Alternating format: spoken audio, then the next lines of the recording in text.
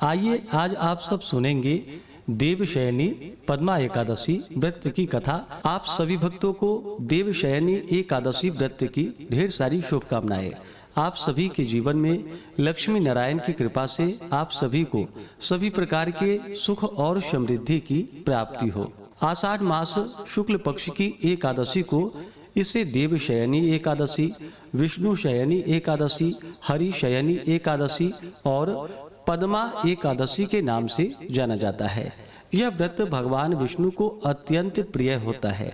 इस दिन से भगवान विष्णु 4 महीनों के लिए जो कि योग निद्रा में चले जाते हैं। कहा जाता है कि भगवान विष्णु इस दौरान पाताल लोक में राजा बलि के पास निवास करते हैं। जो भी भक्त सच्ची श्रद्धा के साथ, नियम और निष्ठा के साथ देवशयनी एकादशी, पद्मा एकादशी का व्रत धारण करते हैं, इस दिन भगवान विष्णु और माता लक्ष्मी का पूजन करते हैं। इस दिन भगवान का शयन कराते हैं और 4 महीनों के लिए नियमों का पालन करते हैं। इससे व्यक्ति के सभी प्रकार के पाप और ताप नष्ट हो जाते हैं तथा जब व्यक्ति के पापों का नाश होता है तभी उनके पुण्य उदित हो पाते हैं। उसके बाद ही सांसारिक सुखों की प्राप्ति हो पाती है। यह व्रत करने वाला व्यक्ति कष्ट नहीं पाता है। इस दिन भगवान का पूरे विधि विधान के साथ पूजन करना चाहिए, कथा श्रवण करनी चाहिए, भगवान विष्णु को शयन करवानी चाहिए। शयन के लिए जो कि मुलायम तकिया, बिछावन, पलंग आदि तैयार करके भगवान विष्णु का अच्छा प्रकार से शयन करवाना चाहिए। इससे भगवान विष्णु अपने भक्तों पर अति प्रसन्न होते हैं, अपने भक्तों के सभी प्रकार के दुख और कष्टों को दूर कर देते हैं, सुख और समृद्धि का आशीर्वाद प्रदान करते हैं और अंत में भगवान विष्णु की कृपा से वैकुंठ धाम की प्राप्ति होती है। तो आइए सुनते हैं देवशयनी एकादशी, पद्मा एकादशी व्रत की कथा। तो बोलिए प्रेम से भगवान विष्णु की जय, माता लक्ष्मी की जय। एक समय की बात है, एक बार युधिष्ठिर ने भगवान श्री कृष्ण से कहा कि हे भगवान, आषाढ़ मास के शुक्ल पक्ष की एकादशी का क्या नाम है और इसका क्या महात्म्य है? उस दिन किस देवता की पूजा किस विधि से करनी चाहिए? कृपा करके यह बतलाइए। भगवान श्री कृष्ण ने कहा कि हे युधिष्ठिर, इसके विषय में मैं एक आख्यान आपको सुनाता हूँ जो कि बड़ा ही प्रसिद्ध है, जिसको नारद जी ने अपने पिता ब्रह्मा जी से जाना था। ब्रह्मा जी ने कहा कि हे पुत्र, तुमने उचित प्रश्न किया है, क्योंकि एकादशी से उत्तम कोई दूसरा व्रत नहीं है। पापों से मुक्त होने के लिए यह व्रत अत्यंत ही उत्तम है। जो मनुष्य इस व्रत को नहीं करते वे अवश्य ही नरक के भोग के अधिकारी होते हैं। अब आषाढ़ मास के शुक्ल पक्ष की एकादशी का महात्म्य तुम ध्यान पूर्वक सुनो। इस व्रत को किस प्रकार करना चाहिए? आषाढ़ मास के शुक्ल पक्ष की एकादशी का नाम पद्मा है। इस व्रत को करने से भगवान अत्यंत ही प्रसन्न होते हैं। यह कथा पौराणिक है, जिसके सुनने और कहने से घोर पाप भी छूट जाते हैं। सूर्य वंश में एक चक्रवर्ती, सत्यवादी और अत्यंत ही प्रभावशाली मानधाता नामक राजा उत्पन्न हुआ था। वह अपनी प्रजा का पालन पुत्र के सदृश करता था। उसने बहुत दिन तक राज्य किया। किसी कारणवश पूर्व कर्म के फल से उसके राज्य में जल वृष्टि नहीं हुई। इससे क्षुधा से पीड़ित होकर उसकी प्रजा अत्यंत ही कष्ट को प्राप्त हुई और अन्नाभाव से यज्ञ एवं वेदा अध्ययन आदि सभी धर्म कार्य उसके राज्य में बंद हो गए। कुछ काल के उपरांत क्षुधा से व्याकुल प्रजा आपस में सम्मति करके राजा के पास गए और हाथ जोड़कर अत्यंत ही नम्रता के साथ उसने कहा कि हे महाराज, सभी सृष्टि का मूल कारण वर्षा के न होने से आपकी सारी प्रजा क्षुधा से व्याकुल होकर तड़प रही है। हे राजन, अब आप कोई ऐसी युक्ति करिए जिससे सभी प्रजा कष्ट से निवृत्त हो जावे। इस प्रकार प्रजा के दीन वचनों को सुनकर राजा ने कहा कि आप सब लोग सत्य ही कह रहे हैं। अन्न उत्पन्न होने का मूल कारण वर्षा ही है, जिसके न होने पर ही आप लोगों को इस प्रकार कष्ट उठाना पड़ रहा है। यह दोष बिना राजा की त्रुटि के उत्पन्न नहीं होता, परंतु मैंने बहुत विचार कर देखा है कि मेरी किस त्रुटि से आप लोगों को यह कष्ट सहना पड़ रहा है। परंतु मेरी समझ में कुछ त्रुटि मुझे समझ नहीं आती, तब भी मैं इस कष्ट के निवारण करने के हेतु प्रयत्न करता हूँ। इस प्रकार प्रजा को समझाकर राजा ने प्रेम पूर्वक पूजन किया और कुछ मनुष्यों को साथ लेकर वन को चल पड़ा और वहाँ पर राजा ब्रह्म ऋषियों के आश्रम में घूमने लगा। एक दिन घूमते घूमते ब्रह्मपुत्र एवं अत्यंत ही प्रतापी और तेजस्वी महर्षि अंगिरा के आश्रम में जा पहुंचा। वहां पहुंचकर राजा अपने वाहन को त्याग कर उनके निकट गया और हाथ जोड़कर महर्षि को प्रणाम किया। महर्षि ने राजा को स्वस्ति वाचन पूर्वक आशीर्वाद देकर उनका कुशल मंगल ज्ञात किया और आने का कारण पूछा। तब राजा ने कुशल मंगल कहने के पश्चात अपने आने का कारण कहा कि हे महाराज, मैं धर्म पूर्वक सुचारू रूप से अपनी प्रजा का पालन पुत्रवत करता था, परंतु नहीं मालूम मेरे पूर्व कर्म के किस पाप के कारण मेरे राज्य में 3 वर्ष से बराबर वर्षा नहीं हो रही है, जिससे मेरी प्रजा अत्यंत ही कष्ट को भोग रही है।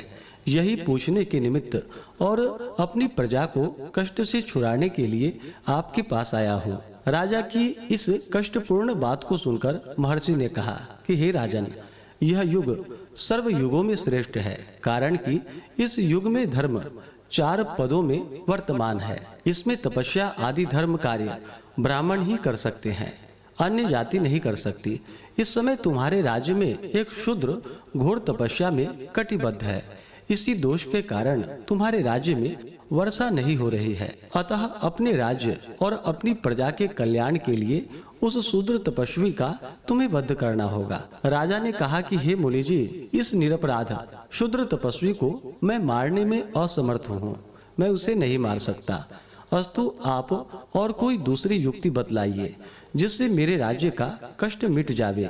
तब मुनि ने कहा, अगर यह बात है तो तुम आषाढ़ मास के शुक्ल पक्ष की पद्मा नामक एकादशी का व्रत करो। यह व्रत अत्यंत ही महात्म्यशाली है और इसके करने से तुम्हारे राज्य का सब कष्ट दूर हो जाएगा।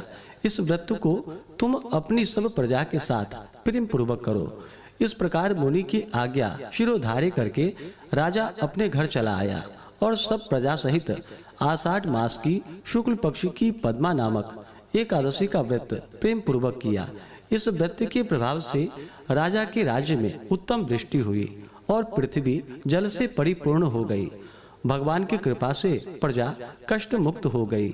इसलिए इस व्रत को सभी मनुष्यों को करना चाहिए। यह व्रत मुक्ति को प्रदान करने वाला एवं अत्यंत ही पुण्य फल को देने वाला है।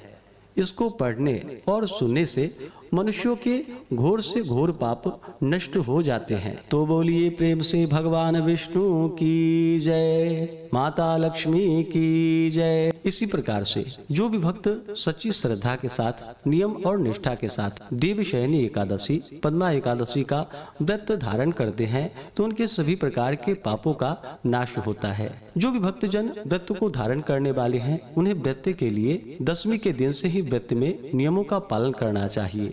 दशमी तिथि के दिन सूर्यास्त होने से पहले ही भोजन ग्रहण कर लेनी चाहिए। उस दिन चावल ग्रहण नहीं करनी चाहिए।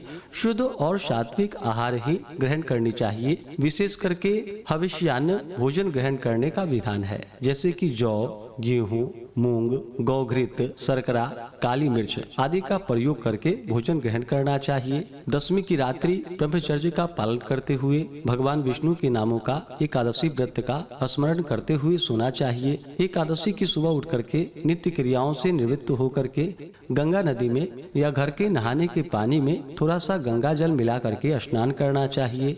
शुद्ध वस्त्र धारण करना चाहिए और फिर व्रती को व्रत का संकल्प लेना चाहिए। भगवान विष्णु से प्रार्थना करनी चाहिए कि हे भगवान विष्णु, हे माता लक्ष्मी, आज मैं देवशयनी एकादशी, पद्मा एकादशी का व्रत धारण करने जा रहा हूँ या करने जा रही हूँ। इस प्रकार से भगवान से प्रार्थना करनी चाहिए। आपके मन में जो भी इच्छा हो, जो भी कामना हो, वो भगवान से कहनी चाहिए। और एकादशी तिथि के दिन दिन रात्रि उपवास रह करके व्रत को धारण करना चाहिए। जो उपवास नहीं रह पाते हैं, जिनका स्वास्थ्य सही ना हो, तो आप एक समय फलाहार ग्रहण करके व्रत को धारण करते हैं। माताएं बहनें अगर मासिक धर्म से हो तो इस दौरान पूजन का कार्य नहीं करना चाहिए।